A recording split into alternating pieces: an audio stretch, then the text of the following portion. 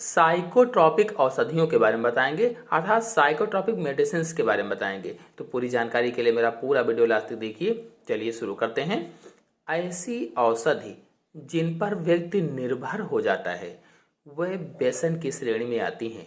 इन्हीं औषधियों को साइकोट्रॉपिक औषधियाँ कहते हैं।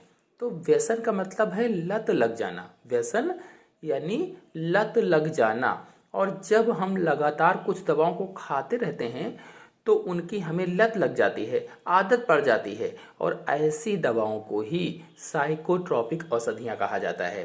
तो आप समझ गए कि साइकोट्रॉपिक औषधियाँ क्या हैं। ऐसी दवाएं जो हम लगातार खाते रहते हैं फिर आदत हमें पड़ जाती है, लत लग जाती है, उन्हीं दवाओं को साइकोट्रॉपिक औषधियाँ कहा जाता है। ये दवाइयाँ मस्तिष्क पर प्रभाव डालती हैं तथा व्यवहार में परिवर्तन भी लाती है। यानी हमारे जो ब्रेन है, मस्तिष्क है, उस पर प्रभाव डालती हैं, दिमाग पर, और व्यवहार में भी परिवर्तन लाती हैं।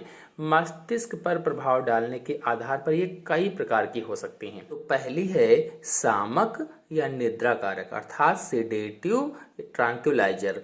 तो ये मस्तिष्क की क्रियाशीलता को कम करती हैं।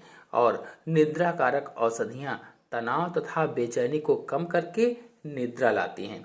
कहने का मतलब ये हुआ कि जो इस प्रकार की औषधियाँ होती हैं, सामक औषधियाँ हैं, ये जो हमारा केंद्रीय तंत्रिका तंत्र है, केंद्रीय तंत्रिका तंत्र की क्रिया विधि को प्रभावित करती हैं, जिससे जो हमारा दिमाग होता है, जो हमारा माइंड होता है, मस्तिष्क होता है, उसके काम करने की जो क्षमता होती है वो कम हो जाती है। यानी कार्यविधि कम कर देती हैं ये।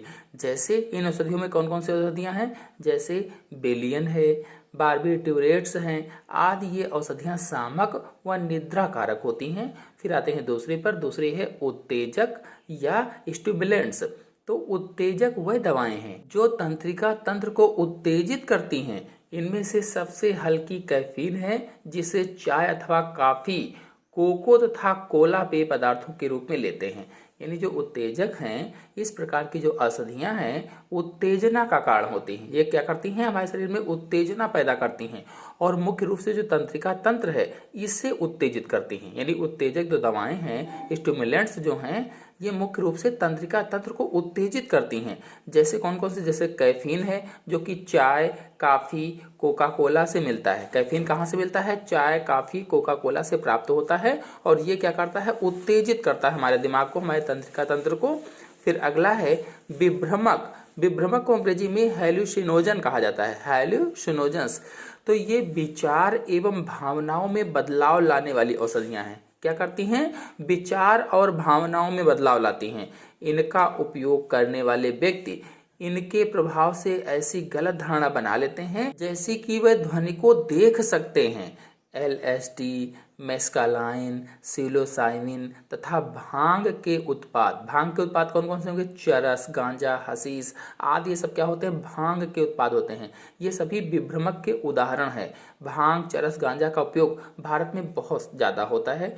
तो विभ्रमक क्या हो जाएंगी, विभ्रमक ऐसी औषधियाँ हैं या हैलुसिनोजेंस ऐसी औषधियाँ हैं जो भ्रामकता उत्पन्न करती हैं, भ्रम पैदा करती हैं। कैसा भ्रम, जैसे ध्वनि को हम देख सकते हैं, इस तरीके का भ्रम पैदा करती हैं।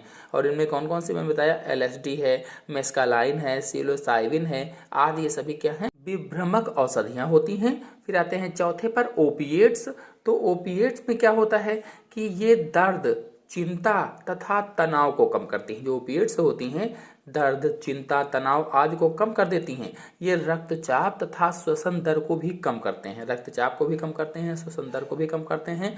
इनसे निद्रा व सुस्ती आती है और व्यसनी स्वयं को अच्छा महसूस करता है। जो इन दवाओं को लेता है वो स्वयं को अच्छा महसूस करता है। इन दवाओं को लेने का मतलब ये है कि जो जिसको इसकी लत लग गई है तो इनको क्या करता है, अच्छा महसूस करता है। अफीम के व्यसनी के शरीर का भार कम हो जाता है, और जो अफीम का व्यसन करता है उसको, जिसको अफीम की लत लग जाती है, उसके शरीर का भार कम हो जाता है। व्यक्ति बांध्य हो जाता है, यानी वो जनन क्षमता में बिल्कुल खत्म हो जाता है, उसके बच्चे पैदा करने की क्षमता खत्म हो जाती है, और काम में रुचि भी कम हो जाती है। तो ओपिएट्स के अंतर्गत ये औषधियाँ क्या करती हैं, हमारे मस्तिष्क और केंद्रीय तंत्रिका तंत्र को प्रभावित करती हैं। तो कुल मिलाकर के क्या हुआ कि जो ओपिएट्स हैं दर्द, चिंता और तनाव को कम करते हैं, रक्तचाप तथा श्वसन दर को भी कम करते हैं, निद्रा व सुस्ती आती है इनसे, और जो व्यसनी होता है, जिसको आदत लग गई है, लत लग गई है, वो स्वयं को अच्छा महसूस करता है इनको खाने से। जैसे अफीम का जो व्यसनी होता है, जो अफीम को खाता है तो उसके शरीर का भार कम हो जाता है, वो बांध हो जाता है और काम करने की रुचि भी कम हो जाती है। हीरोइन के व्यसनी शारीरिक रूप से दवा पर निर्भर करते हैं। जो हीरोइन वगैरह का व्यसन करते हैं, नशा करते हैं, वो क्या करते हैं, शारीरिक रूप से दवा पर ही निर्भर रहते हैं। इसके अभाव में रोगी को उल्टी आना, डायरिया, कपकपी, पसीना आना तथा पेट व पेशियों में अकड़न आदि विकार उत्पन्न हो जाते हैं। यानी अगर वो हीरोइन नहीं लेता है, उसको तो पहले तो आदत पड़ गई है, अब अगर वो हीरोइन नहीं ले रहा है, किसको उल्टी आती है, डायरिया हो जाती है, कपकपी आने लगती है, पसीना आने लगता है, पेट व पेशियों में अकड़न आ जाती है, आदि सारे रोग उत्पन्न हो जाते हैं यदि वो नहीं लेता है। सही उपचार करने पर लक्षण कुछ ही दिनों में कम हो जाते हैं, और ठीक से अगर उपचार किया जाए तो कुछ दिनों में लक्षण कम हो जाते हैं और शरीर धीरे धीरे करके सामान्य हो जाता है।